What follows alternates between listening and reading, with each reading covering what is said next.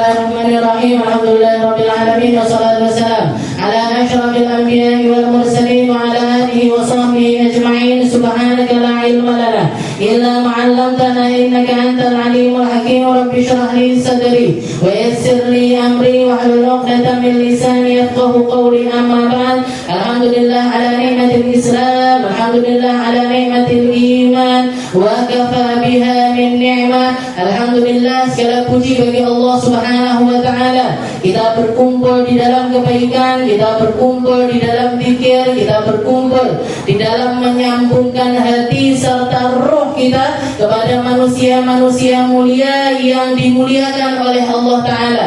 Mereka-mereka yang menjadi patokan kita atau tali kita untuk mengejar sambungan menuju Nabi Muhammad sallallahu alaihi wasallam. Orang-orang yang telah berhasil menyelesaikan umurnya, menyelesaikan hari-harinya, menyelesaikan waktu-waktunya dengan perkara-perkara yang diridhoi oleh Allah Subhanahu wa taala, sehingga usia mereka dipanjangkan sama Allah taala, tetap disebut-sebut, dijadikan tauladan, dijadikan jalan bagi orang-orang untuk menirukan segala sesuatu, mulai dari ilmu, akhlak, perangai dan lain sebagainya, sehingga setiap waktu dan setiap zaman orang-orang manusia tetap bisa nyari pembelajaran agar mereka bisa mengikuti jejak orang-orang tersebut menuju ridhonya Allah Subhanahu wa taala.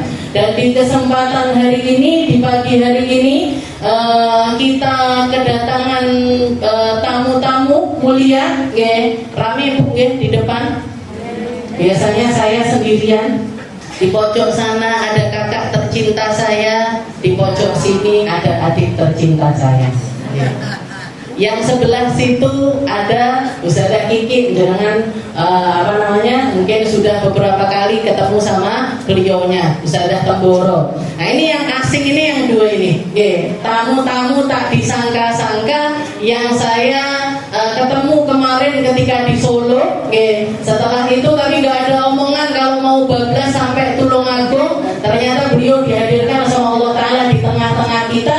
Semoga menjadi perkenalan, menjadi ziarah, menjadi pertemuan yang penuh dengan ridho dari Allah Subhanahu wa taala. Yang sebelah sini yang jilbab biru, yang lucu dan juga menggemaskan, itu namanya Ustazah Husna. Beliau hafidhul Al-Quran, punya pondok pesantren di Banjar sana. Bahkan juga sudah banyak mengeluarkan beberapa murid-murid yang berhasil hafal Al-Quran 30 juz. Saya kenal Husna ini Bu, setahun setelah saya duduk di Hadramut, beliaunya datang. Masih kecil, umurnya mungkin 14 atau 15 tahun. 15 tahun waktu itu, tapi sudah hafal Al-Quran. Tapi sudah umur 15 tahun waktu itu sudah hafal Al-Quran. Bahkan salah satu gurunya beliau di kelas, jadi kan masuk kelas, setelah dites kan masuk kelas, disuruh baca kitab-kitab ya kayak semacam Sulamut Taufik, fikih dan lain sebagainya. Ustazahnya itu sampai komentar, ya kalau baca bahasa Arab, tulisan Arab selain Al-Quran, ya nggak perlu yang tajwid banget. Kalau jenengan tadi perhatikan bacaan doanya itu kan Al-Quran banget. Tapi memang nggak bisa lepas karena dari kecil beliau ditalkin Al-Quran, sehingga Al-Quran sama lisannya ini kayaknya sudah menyatu jadi satu. Nggak bisa. Jadi masih baca apapun tetap fasih sekali. Nah yang sebelah sini ini teman baik saya, kakak saya, tempat kita ngobrol, tempat kita bareng-bareng ketika di pesantren dulu, di Darul Zahra. Beliau mondok di Darul Zahra 5 tahun. Jadi lama, istilahnya 2 tahun. Selama saya 2 tahun di sana itu ya bareng-bareng sama beliaunya ngapain aja di pesantren. Maka di sini di waktu ini, di kesempatan kali ini saya nggak akan berbicara banyak. Saya di sini tugasnya jadi MC. Kenalkan satu-satu dan juga mempersilahkan beliau-beliau untuk memberikan faedah-faedah kepada kita. Dimulai dari langsung saja Aisyah aja. Ustazah Kiki nggak mau? Jauh, ini jauh. Oh, susah gitu. datanginnya susah. Ya udah. Kita Iya. diatur waktunya nyampe alhamdulillah. Iya. Dan karena nanti duhur beliaunya juga harus sudah berangkat ke Juanda, ya, jadi nggak lama-lama. Fa'alaiha falatatafaddal masykurah majurah. Bismillahirrahmanirrahim. Assalamualaikum warahmatullahi taala wabarakatuh.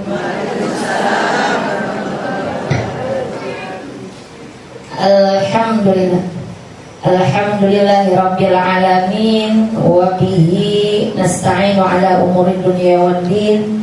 Subhanaka la ilma lana illa ma 'allamtana innaka antal alimul hakim.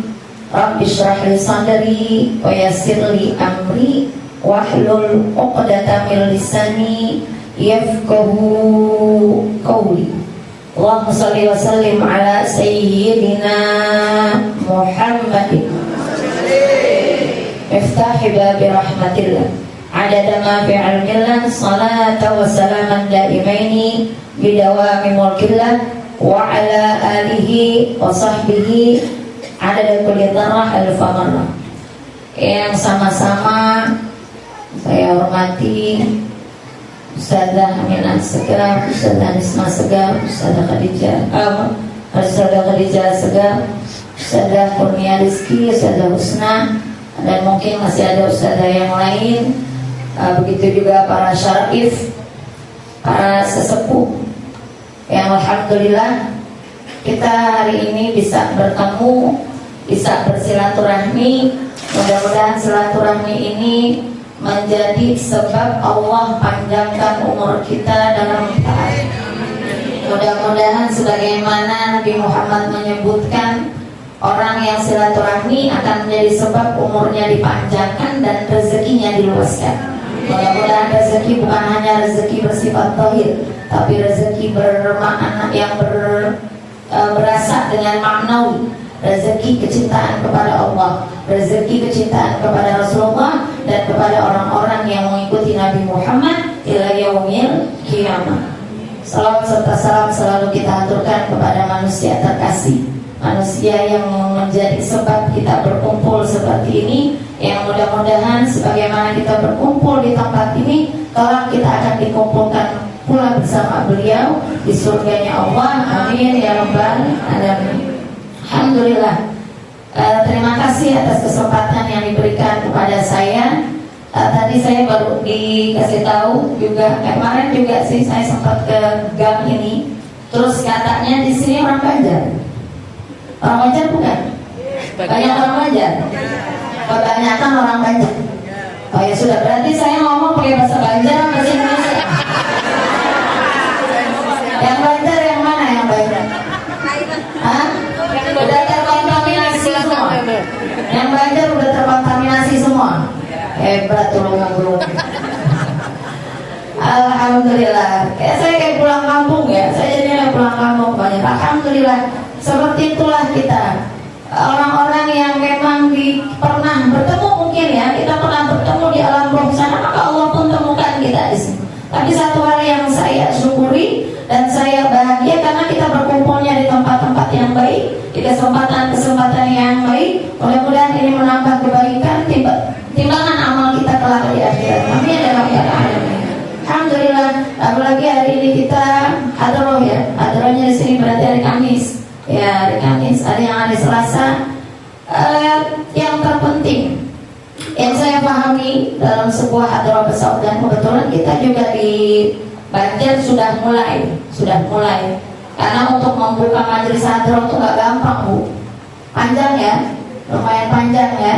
Bahkan kali pertama kita adakan dulu untuk umum hadroh besaudan, kata ibu-ibunya, ya Allah Ustazah, berat juga ya amalan orang tarim dibawa ke sini katanya, gitu ya.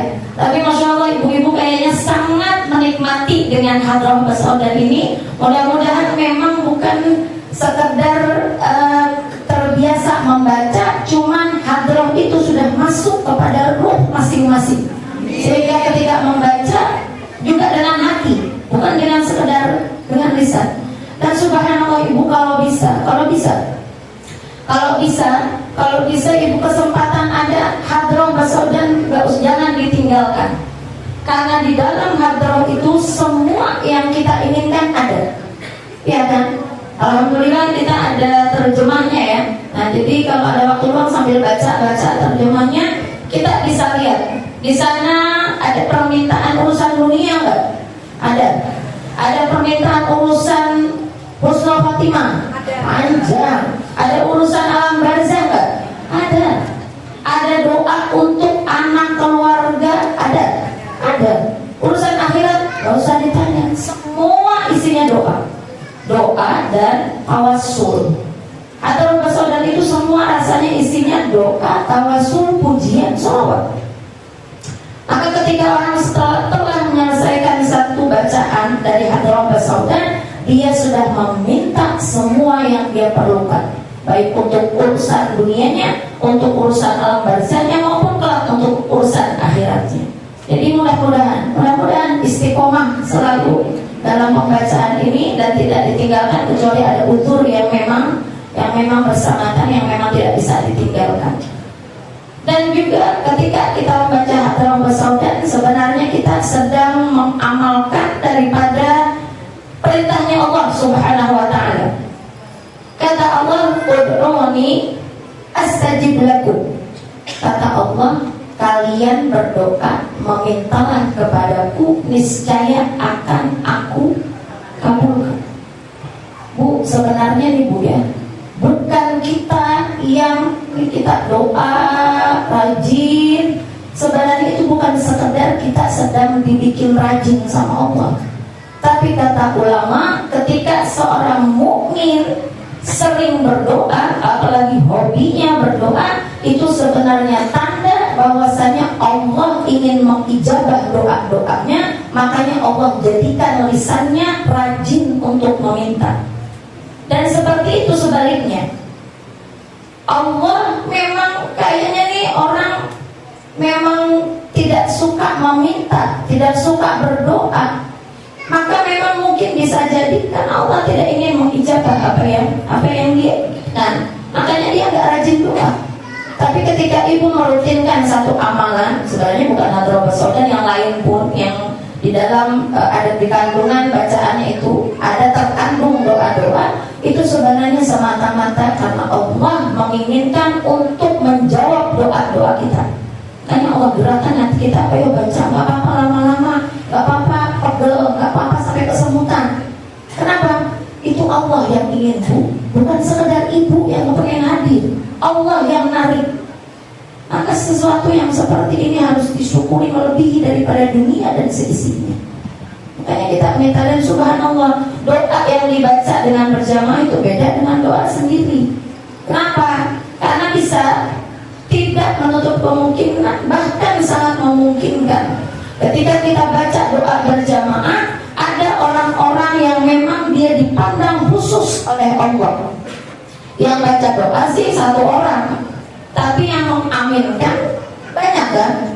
Bisa jadi salah satu yang mengaminkan ternyata dia yang dipandang oleh Allah. Berkah aminnya orang itu, Allah kabulkan semua permintaan di dalam majelis itu.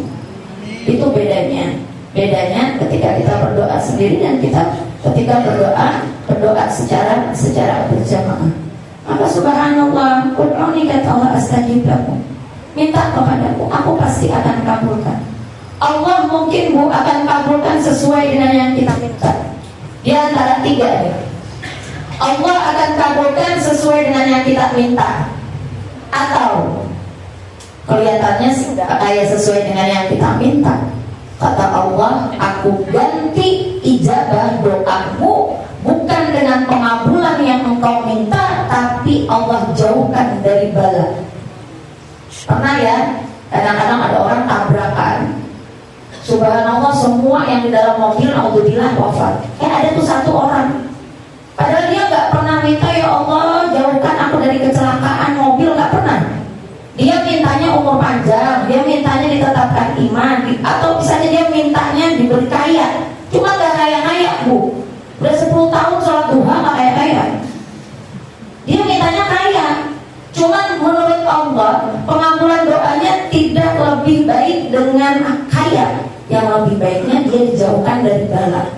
Tiba-tiba waktu itu kecelakaan, dia ada dalam mobil itu, ternyata dia selamat. Jadi bisa dengan pengabulan sesuai dengan yang dia minta, atau akan Allah ganti dengan dijauhkannya dari segala mara bahaya. Atau yang ketiga bisa juga nih, Allah gak kabulkan doanya seperti yang dia mau, Allah tetap kasih dia ujian musibah, tapi Allah akan kumpulkan semua permintaannya dan akan Allah berikan kelak di akhirat dengan lipat ganda yang bahkan dia tidak pernah membayangkan. Maka Allah tetap, engkau tetap tidak aku kabulkan di dunia, tetap aku uji. Kenapa? Karena aku akan memberi yang istimewa kelak di akhirat. Karena semua yang di akhirat itu istimewa, akan berbeda dengan yang di dunia. Maka silakan minta sebanyak-banyaknya. Dan subhanallah juga doa yang pian-pian panjatkan, yang sampean panjatkan, bukan hanya akan berpengaruh dengan diri yang meminta, tapi akan berpengaruh dengan anaknya, dengan cucunya. Bu, subhanallah Bu, bisa jadi nih Bu ya, kayak Ustazah Aminah, Ustazah Husna, Ustazah Rizkia yang hafal Quran, Ustazah Nifah atau Ustazah Khadijah, dijadikan Allah seperti ini bisa jadi berkah dari doa kakek datunya, bukan sekedar doa orang tuanya. Mungkin hari ini ibu melihat kok kayaknya anaknya aku gak ada yang alim-alim ya. Tenang, jangan putus asa, minta terus supaya dikasih zuriat, generasi yang membanggakan Nabi Muhammad. Bisa jadi nanti Allah akan timbulkan di generasi cucu-cucunya, nggak di cucu-cucunya, di bawah-bawahnya, cicit-cicitnya. Ternyata nanti cucunya ada yang menghafal Al-Quran, cicitnya ada yang jadi ustazah, yang bisa bermanfaat untuk umat Nabi Muhammad. Kenapa? Karena dulu neneknya, mamanya, nenek-neneknya rajin berdoa, salah satunya di majelis hadroh bersaudara. Pengen Bu? Minta. Tuhan kita tuh maha kaya Bu. Allah yang kita mintai hari ini sama dengan Allah yang dimintai oleh Nabi Muhammad di zaman beliau. Allah tidak akan pernah berubah, Allah tidak akan pernah pilih kasih. Selama seorang hamba mau meminta, akan Allah kasih tanpa batas.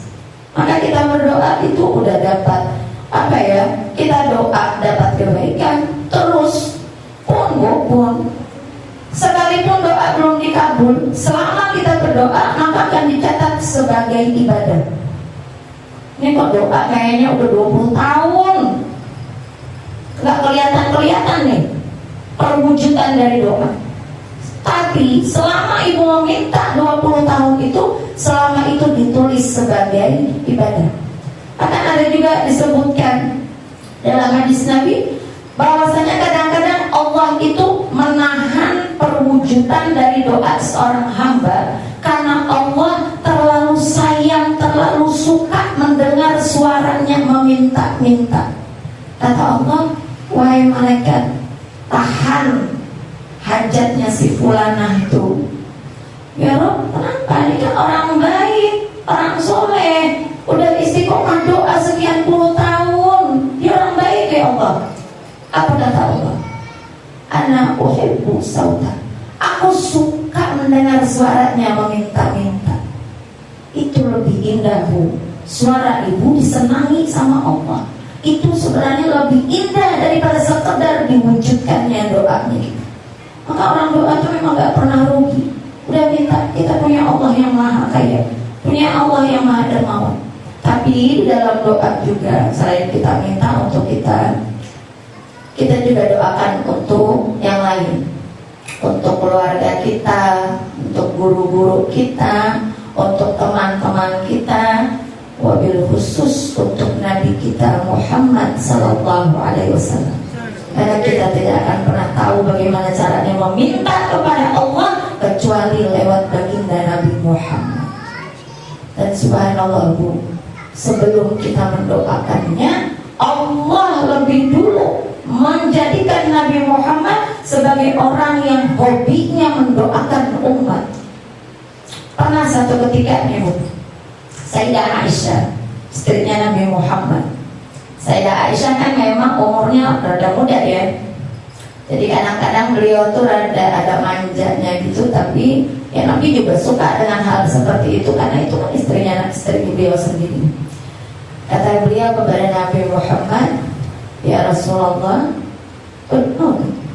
doakan aku wahai Rasul, doakan aku.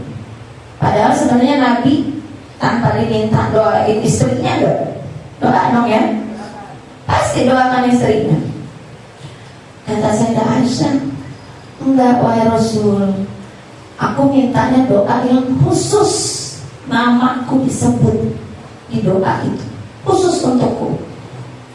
Akhirnya Nabi Muhammad, beliau mengangkat tangannya dan berkata, Allahumma gfir li Aisyah ma qaddamat wa ma akharat wa ma asarrat wa ma a'lanat. Ya Allah, ampuni Aisyah dari dosa-dosa yang telah lalu dan dosa-dosa yang akan datang, dosa-dosa yang terlihat dan dosa-dosa yang tersembunyi. Sayyidah Aisyah sumringah karena namanya disebut secara khusus.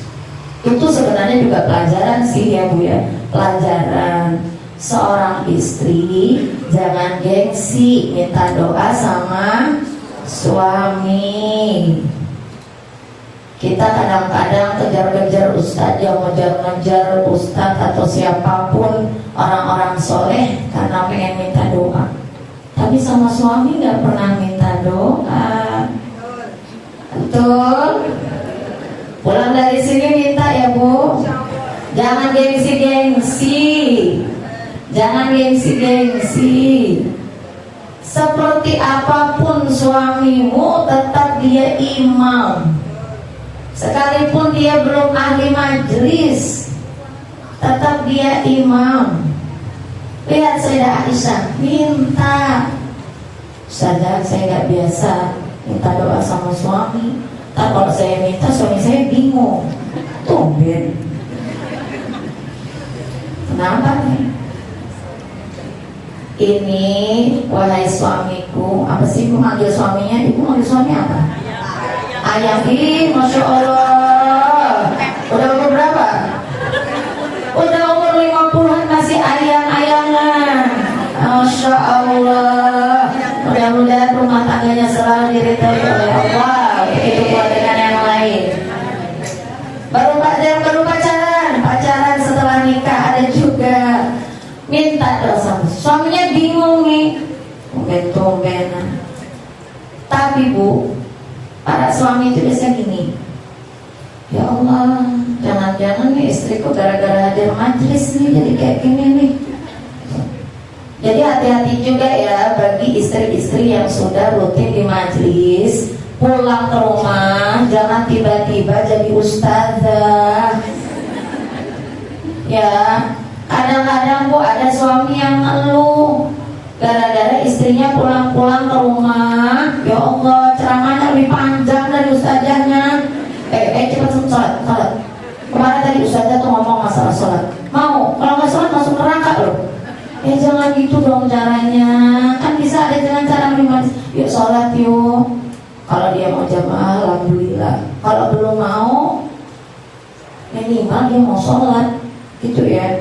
Ya, jangan terlalu jadi. Soalnya kadang-kadang suami, ini istri kok pulang dari majlis malah ngongkelin, malah nyebelin nih. Jangan. Biarkan suami kita melihat kita pulang dari majlis itu seperti bidadari yang sangat bijaksana, yang tadinya suka ngomel karena sudah rajin majlisan, pulang ke rumah tuh kayaknya adem gitu loh. Melihat istri itu kayaknya adem gitu, bukan sebaliknya. Wah ini alamat nih pulang majlis nih, ceramah nih itu ya. Jangan. Ya Allah, istriku pulang dari majlis tambah hormat sama suami, kayaknya ngomelnya tambah minim, ya, ngambeknya tambah jarang. Jadi suami itu benar-benar kayaknya kalau kita mau minta izin mau kemana ke majlis, aduh udah cepetan sana, anak biar aku yang ngurus. Dan nyuci, jangan nyuci, jangan. Biar nanti aku yang jemur, nanti kamu telat. Itu tuh.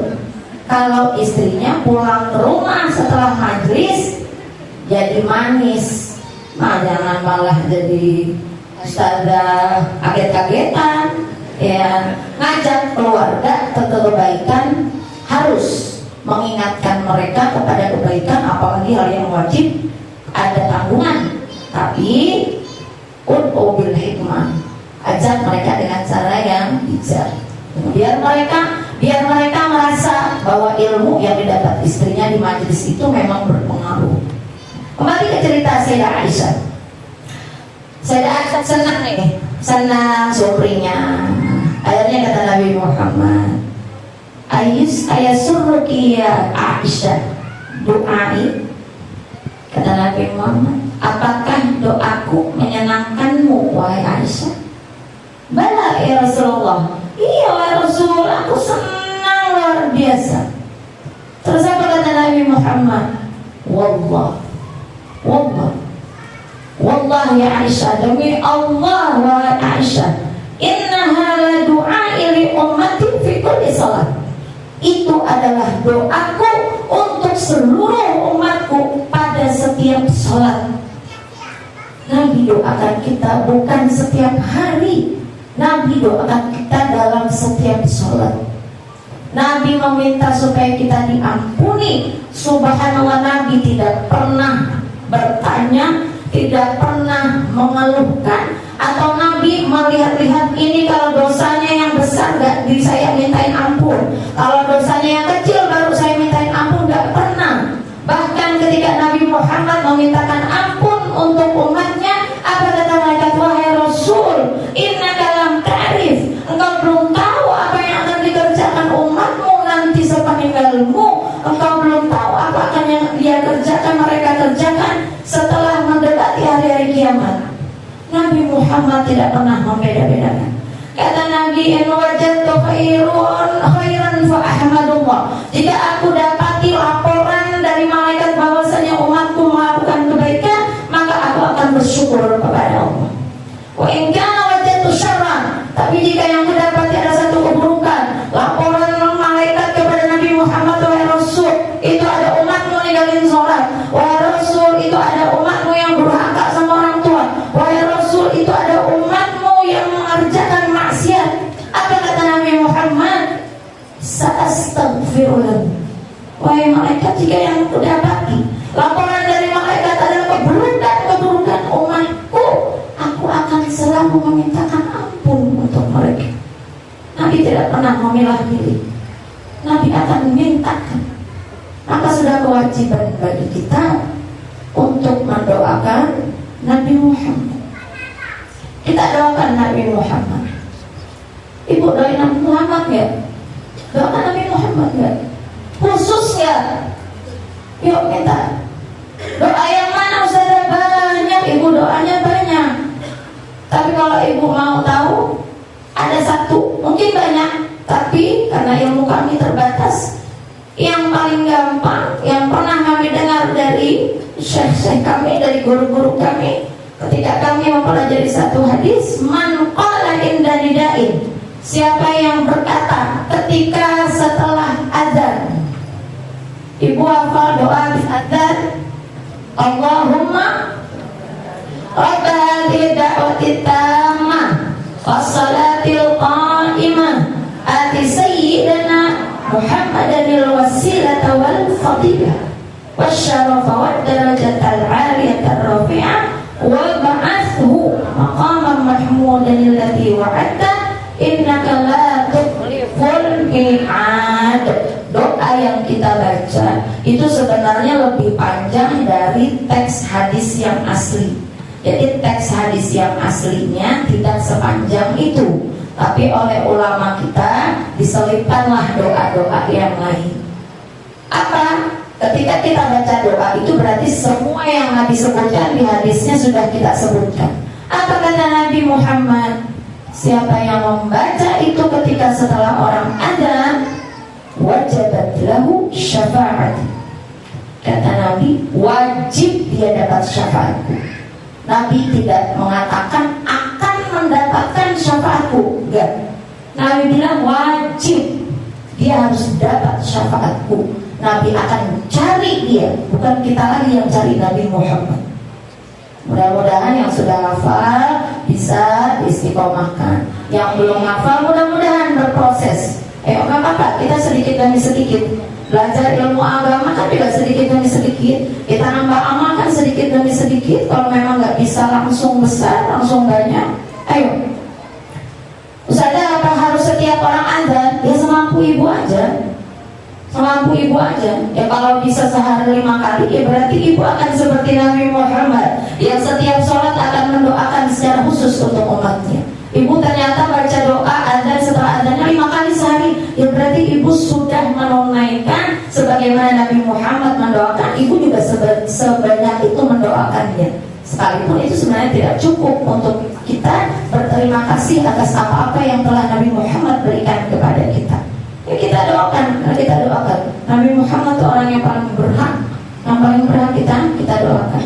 Dan insya Allah dengan doa itu kita semua akan wajib, bukan akan, kita wajib kata Nabi untuk mendapatkan syafaatnya Nabi Muhammad sallallahu alaihi wa ala alihi wa sahbihi wasallam. Jadi teruslah berdoa, jangan terhenti hanya karena belum diwujudkan oleh Allah. Berbaik sangkalah kepada Allah. Bisa jadi doanya karena Allah memang suka mendengar suara kita untuk meminta. Kalaupun ada yang salah-salah, karena memang juga ada hal-hal yang menghalangi doa. Ada. Allah sebenarnya janji semua dikabulkan, tapi ada hal-hal yang memang membuat doa itu terhalang. Banyak. Saya tidak menyebutkan semuanya, nanti ibu kepanjangan lagi. Kayaknya udah capek ya. Udah capek belum? Bilang udah dong bu. Kata Ustaz Rizky nanti tinggal pesawat katanya. Ini kalau misalnya doa yang tadi bisa jadi kita harus baik sangka bahwasanya mungkin Allah menyukai suara kita, tapi kita juga harus lihat-lihat. Jangan-jangan ada sesuatu yang menghalangi doa kita. Satu hal aja yang kita sebutkan.